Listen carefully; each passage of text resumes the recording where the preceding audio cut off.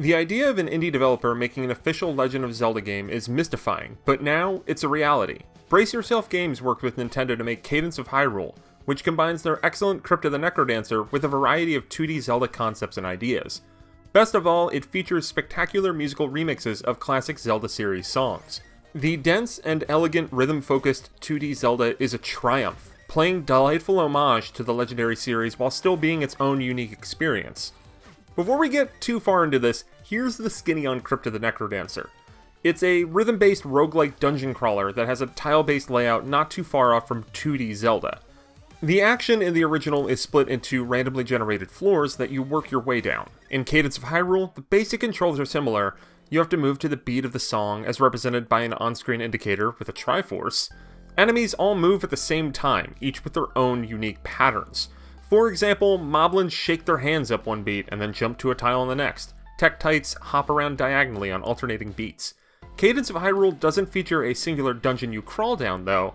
Instead, there's a full explorable map of Hyrule that features a variety of challenges as well as dungeons of different shapes and sizes.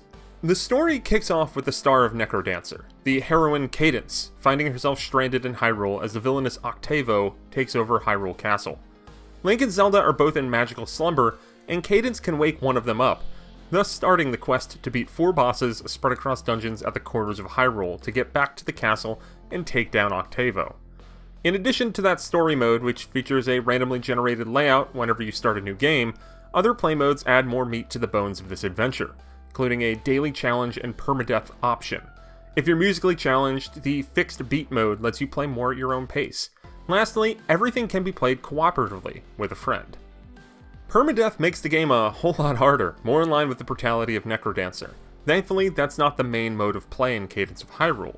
It's still no walk in the park, but even with death happening often, enough of your exploration and item discovery carries over so you can always make progress with each life.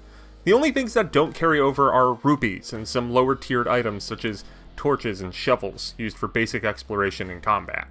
But as you come across bomb chews, hookshots, and fire rods, you keep them even in failure. As I settled into the routine of exploring Hyrule in rhythmic glory, finding the next dungeon, unearthing secrets, and uncovering oodles of Zelda references, everything about Cadence of Hyrule grew on me. At first, it leaned a little more NecroDancer than Zelda, which was fine but not as much of what I wanted.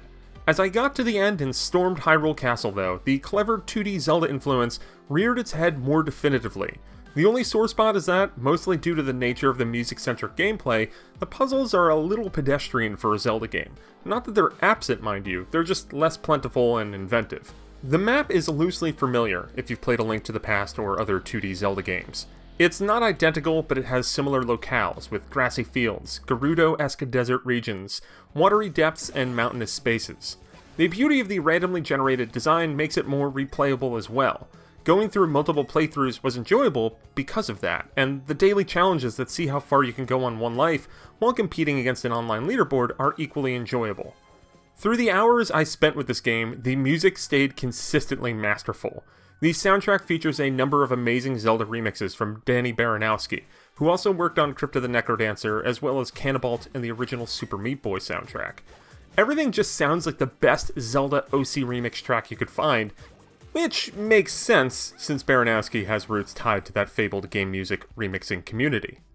As someone who enjoyed Crypt of the NecroDancer and loves the Zelda series, I was predisposed to like Cadence of Hyrule.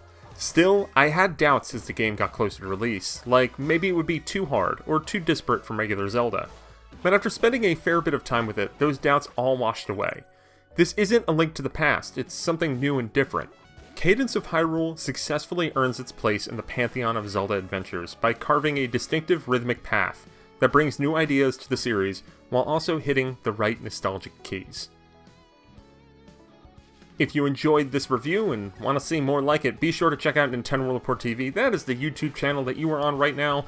And also, if you want to support us, you can go over to Patreon, patreon.com/NWR, and I will let John take us from here. Thank you for watching. Bye.